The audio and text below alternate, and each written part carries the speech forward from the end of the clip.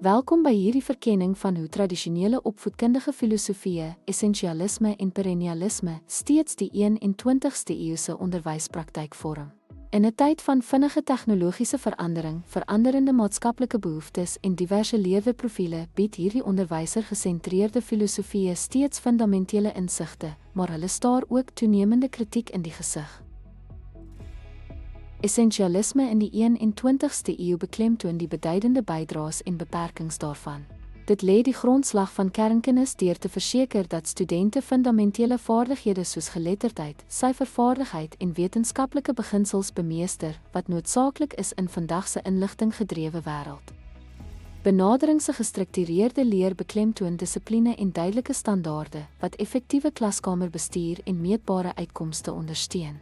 Essensialisme bevorder ook billikheid in onderwys deur te fokus op 'n gestandaardiseerde kurrikulum, wat onderwysgappings in skole met onderhulpbronne kan oorbrug. Maar die rigiditeit daarvan kan kreatiwiteit onderdruk en nie by uiteenlopende leerstyle of tegnologiese vooruitgang aanpas nie.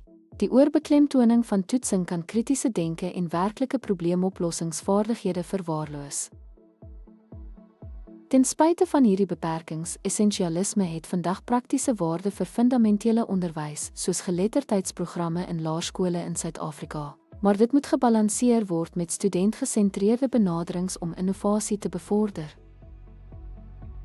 Intussen dra perennialisme in die 21ste eeu by deur die bevordering van kritiese denke deur klassieke tekste en Sokratiese dialoog, die kweek van analitiese vaardighede, etiese redenasie en intellektuele nederigheid. Dit bevorder kulturele geletterdheid deur universele werke te bestudeer, interkulturele begrip en demokratiese waardes te verbeter en tree op as 'n teenbalans vir korttermynneigings deur onderwys in blywende idees te anker eerder as vlietende tegnologiese of sosiale neigings.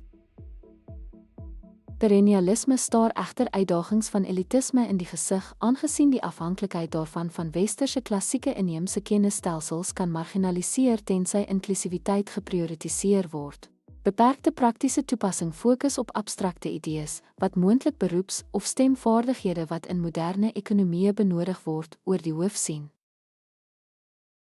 Nietemin, die praktiese waarde van perennialisme word vandag gesien in die verryking van geesteswetenskappe en etiekonderwys, soos die debattering van Ubuntu-filosofie in Suid-Afrikaanse lewensoriënteringklasse.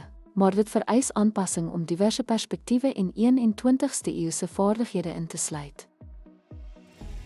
Ten slotte, om relevant te bly in vandag se onderwyslandskap, moet filosofieë ontwikkel deur tegnologie te integreer, studentagentskap aan te moedig en multikulturele perspektiewe te omarm. Deur hierdie te vermeng met progressiewe en inheemse pedagogieë, kan ons 'n gebalanseerde en konteksensitiewe model vir moderne klaskamers skep.